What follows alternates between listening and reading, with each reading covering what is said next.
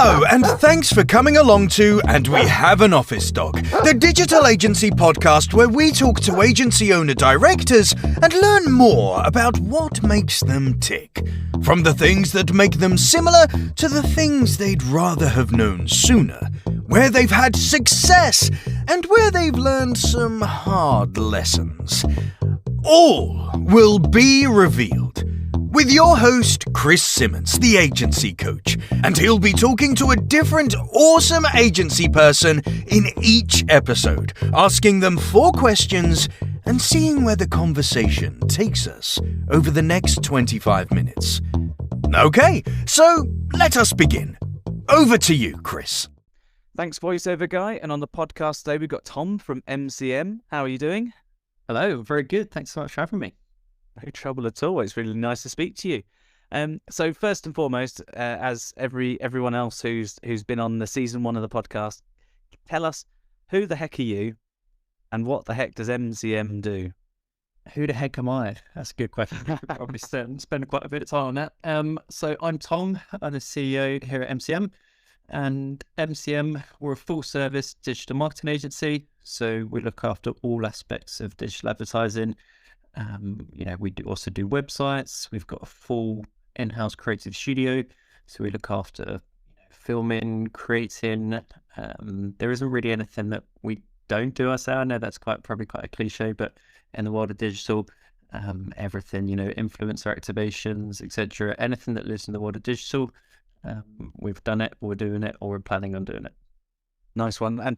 And just before the recording, you highlighted a really different version of the how I got to leadership story, and yes, I think it's really cool because out of almost 70 recordings at this point, either someone's bought or started for themselves or various manners in and in between, and you've actually learned how to be the leader of your agency over a much longer period of time in a good way. Indeed, yeah. So I've grown up at the agency. So the agency was founded by John, my dad, 25 years ago. So I would have been 3 years old, I think, when it was founded. So it's always been there. So since the earliest I can remember, going into when it was first founded from home, and then the first office and the first employee, to now where we've got a team of almost 30 individuals. We work across a huge amount of different industries, different sectors. We've done a huge amount of different things. But yeah, I've grown up with it. It's something that has always been very close to my heart, the agency. And I always knew I wanted to be within the agency and drive it. Yeah. But I was also very keen to go out into the big bad world and discover a little bit for myself, see what I could bring back, learnings and stuff I could return to. So yeah, that's the story of it. It's a really cool way of properly learning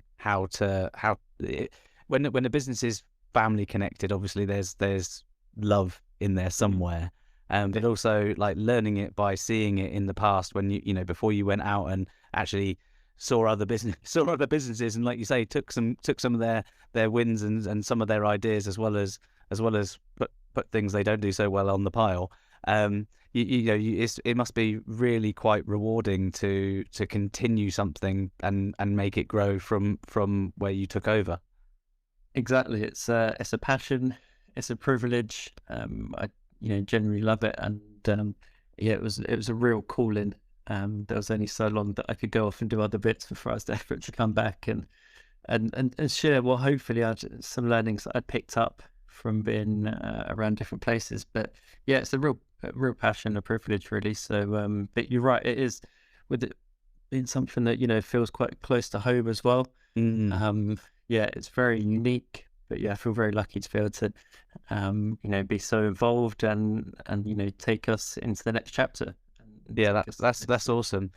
And I guess throughout all of those years, you would have seen lots of things change, come and go, and develop, and things like that. And whilst you saw that as a young person, and then you went and did your own thing for a while. I bet you there's some things that you brought in as a leader when you took over that have kind of set you up for your now and future success. What sort of things do you think you kind of brought in that I'm not saying reinvigorated, because obviously it wasn't doing badly before you took over, but what is it that you came in and added Tom to it?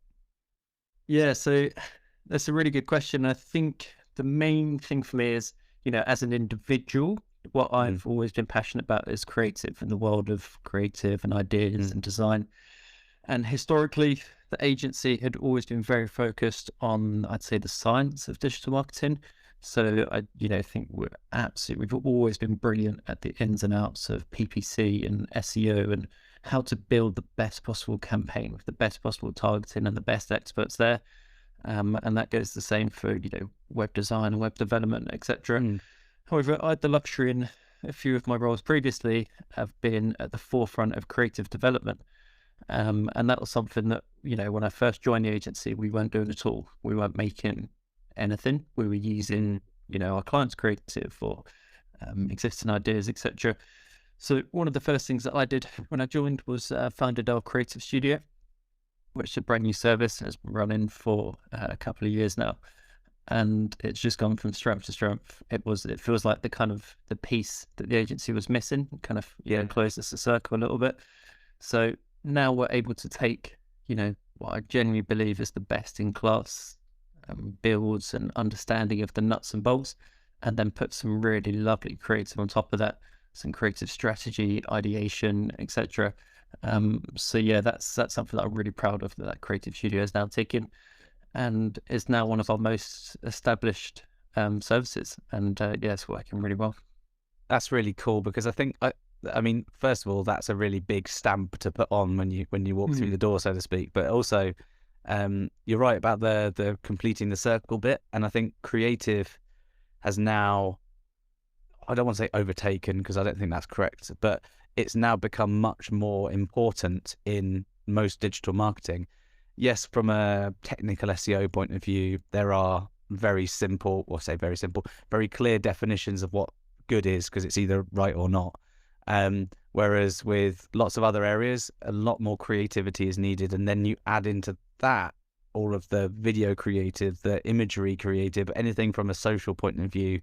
And I think maybe I'd imagine that quite a lot of your new clients come in from the creative angle first, and then actually take on some of the sciencey bits later on.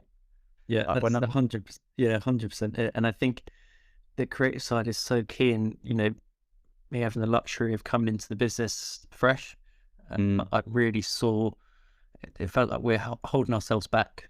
We've got all of this brilliant understanding, but we weren't able to harness the potential without the best creative. And I genuinely think creative, it doesn't just need to be like a fancy TikTok or whatever that looks cool. It is really that creative strategy and the thinking, and I think that can go into SEO. It can go into email marketing. There is an opportunity for creative strategy everywhere. It's literally just about the understanding the audience. How do you want your your target audience to think, feel, and do? Those are three things that are really key, and that can run across everything. Yeah, absolutely agree. It was a good few years ago since I've run an agency, but I used to say to potential clients, that good digital marketing, great digital marketing is an almost perfect balance of art and science. And I think you've more or less said the exact same thing by, completing the circle, as it were. And it is that. And I think that, coming in and adding that because it's really needed, it's a really good win to take on. If you could go back in time a few years though, to when you kind of came in to take over, and you could give yourself a bit of advice that would say, look, Tom, you're coming into this business, and this is the official bit now. They're not just doing it as a family favor. You're coming in to be the boss. What bit of advice would you have given yourself?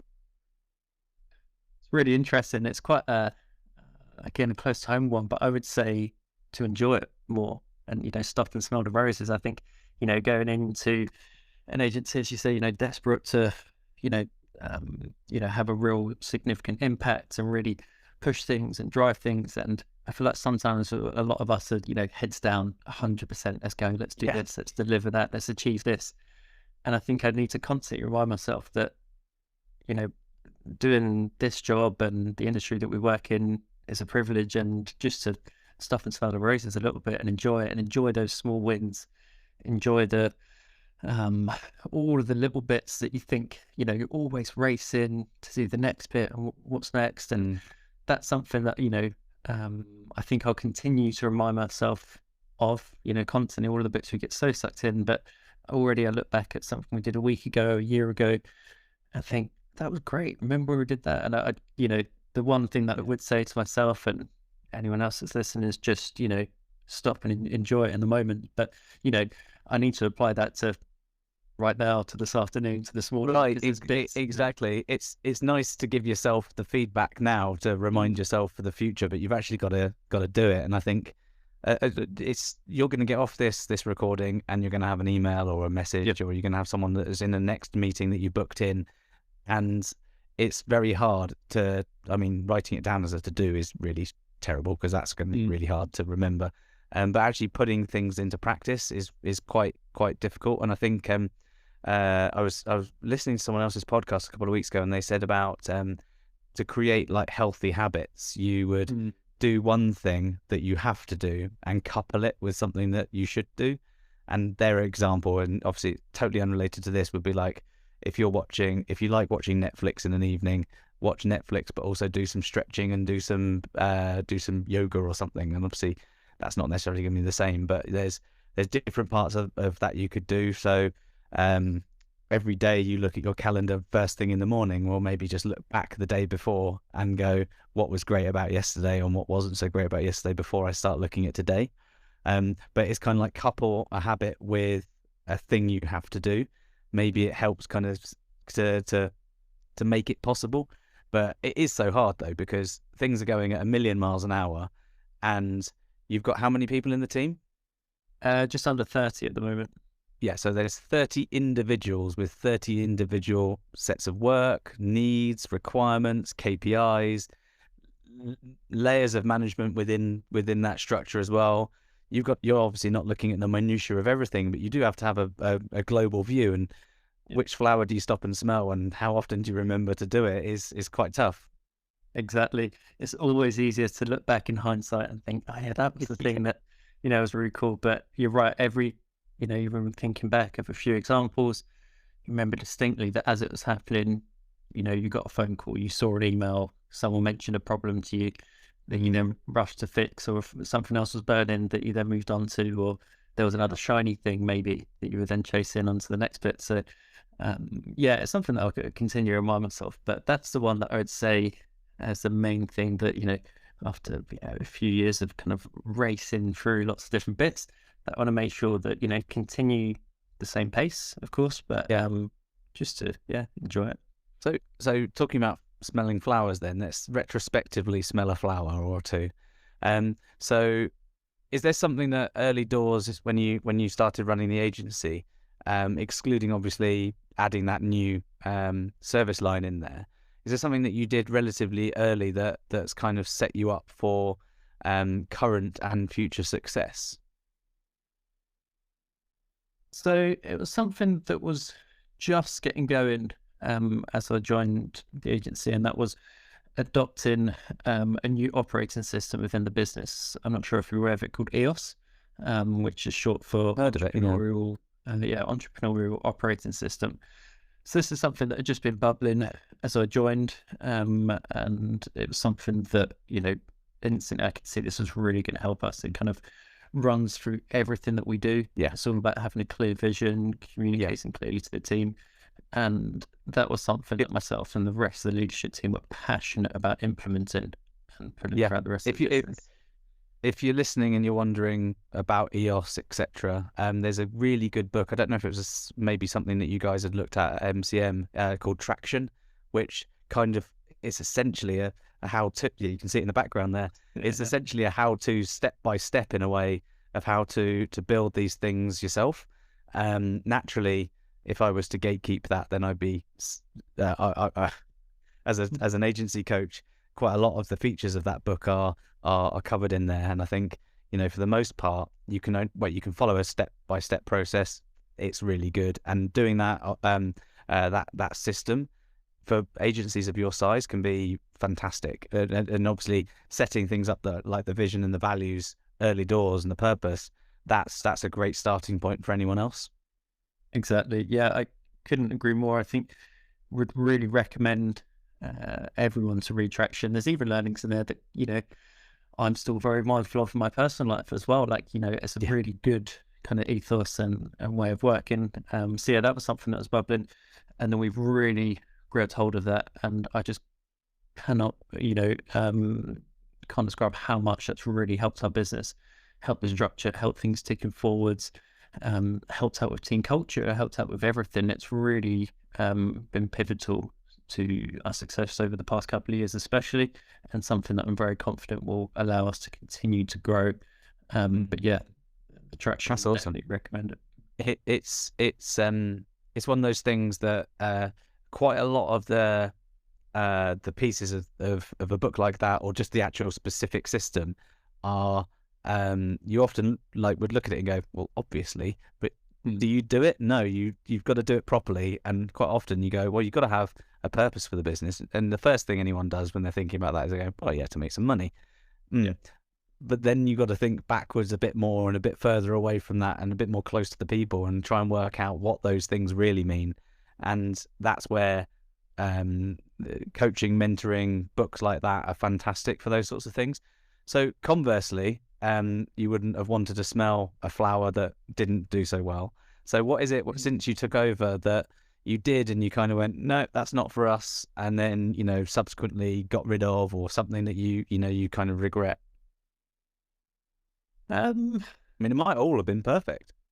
I definitely wouldn't say it's all perfect. I think there's 100% been hiccups along. I'm trying to think if there are any bits that stuck out. I would say actually, it's become a positive now, but at the beginning we were just defining, or at the beginning of the process with EOS and the learnings from Traction, etc.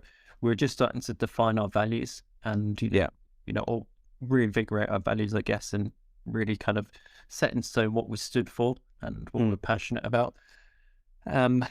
And I think it took us about a year or something to get really strict with those values. And that probably meant that there are things that slipped through in that year that maybe otherwise wouldn't have. And those values apply to everything: who we work with, what clients we work with, who we employ, all of these bits. And those values now that we're sticking to them are so key. And it's, we refer to those values whenever, if we're looking to bring on a new client, do they align with our values? Do they align with our vision? And if so, great. And it's going to be a really fruitful partnership. And if not, then, we've been very happy in the past year or so to say, look, I don't think, this partnership's going to work out. We're actively turning away relationships that don't fully align. And I would say, probably the things that didn't work is that we tried to make relationships or whatever fit, even though we knew that it wasn't right for our values. Yeah, I think that's an entirely natural process, isn't it? And I think that when you're strong enough and clear enough in those values and how you want to work as a business and the people you want to work with, it's quite a nice watershed moment to be able to have those sadly difficult conversations, but they're difficult conversations for good reason. And it is a watershed moment in quite a lot of businesses to be able to do that. And I think that anyone who's listening to this, who's kind of going through the process of sort of assigning values or building values, divining your values for your business, do consider longer horizons rather than just something that connects to you personally or right now or whatever, because you should sort of hire, fire, and bring in clients and keep clients based on what those values are. Naturally, things change over time and you do want to change a few things, but at the same time, what's core shouldn't probably change very much at all. So if you are setting up your values, consider a few years into the future. Exactly. And it just gives you such a strong foundation to fall back on and be confident around. And I recently saw Carrie Rose from Rise at 7 talking about this around those partnerships and working out which should be right. And I think she referenced the 3 fame, fortune and fun. and that all of the clients you work with need to tick 2 of those boxes.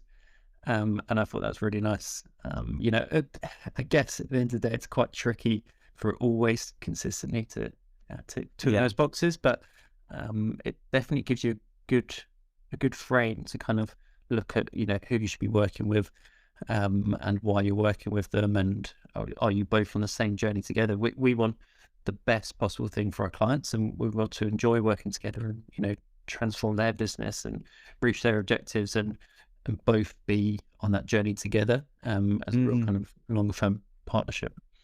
Yeah, it's funny you mention Carrie's example there. I was literally about 2 hours ago on a call, and I was giving similar-ish advice, which was I say fun, fit, fee, or flee, which essentially boiled down to pretty much the same thing there. And I hadn't heard the other version of that. And it is true. You've got to work out what the fit is, and you've got to work out whether or not it is suitable for your agency. Because ultimately, the people you hire, hopefully, who meet your culture and your values of the business, they have to do most of the doing. And it's all well and good that it might fit you from a financial point of view, but you also got to consider the human beings that are working on it as well.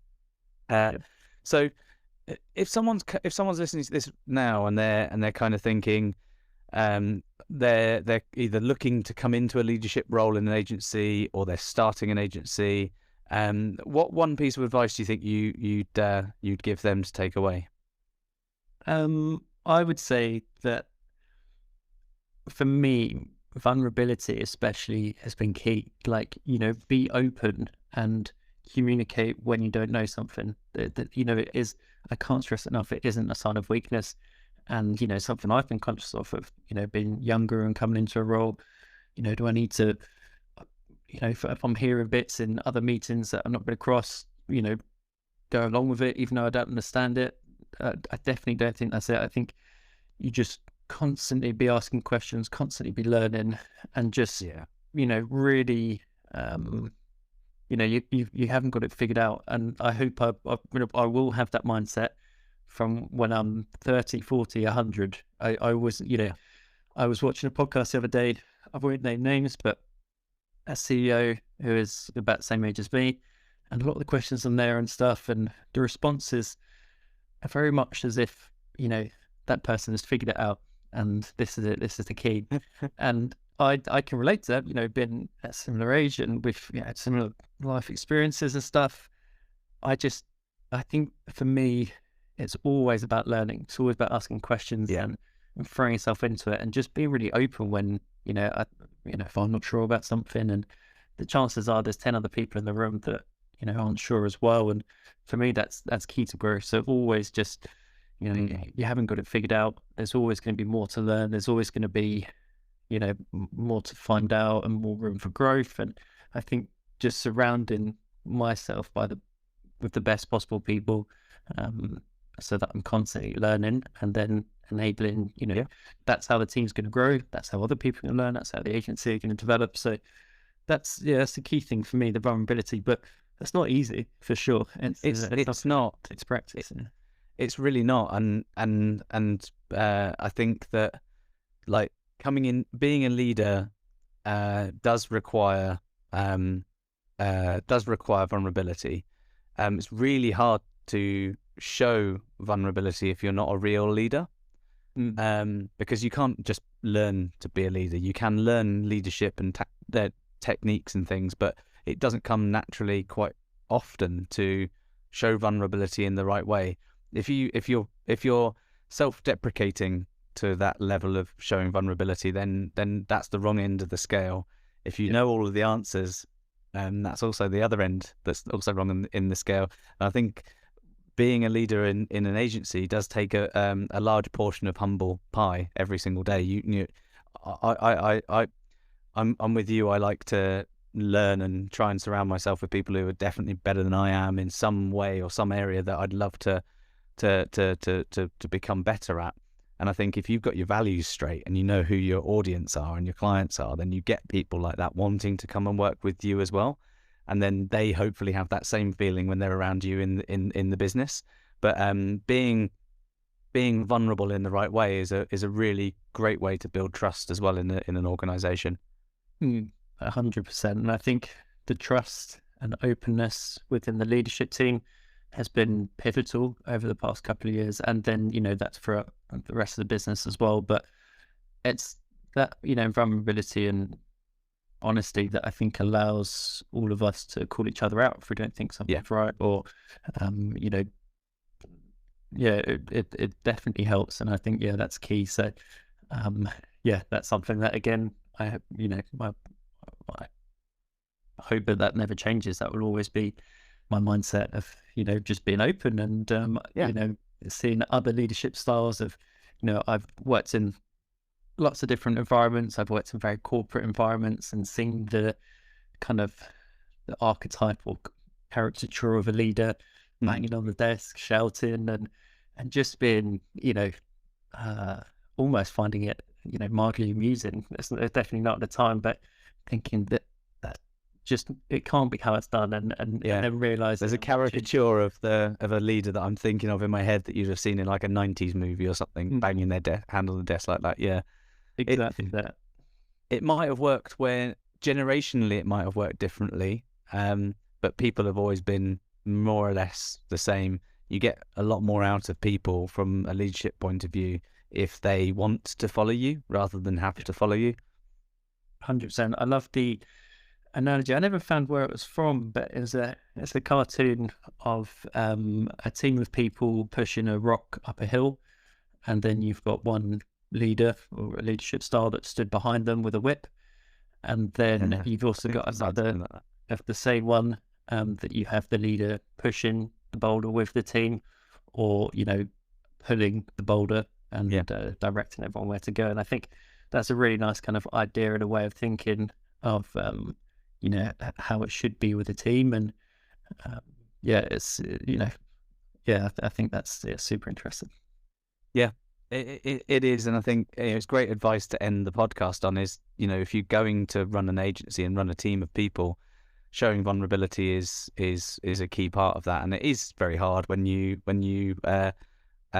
start an agency from a position of an expertise-based position. So you come in as great at a specific service or specific skill, and you start your agency. It's harder to show vulnerability then because you have to be a subject matter expert. But it isn't impossible. I failed on that one quite significantly at certain points in my career, so I know it for a fact. Thanks so much for coming on, Tom. Thanks so much for having me. It's an absolute pleasure. It was great. Awesome. And in our next episode, we'll be speaking to another agency leader to hear their story and the lessons they learned along the way. So thanks very much for listening.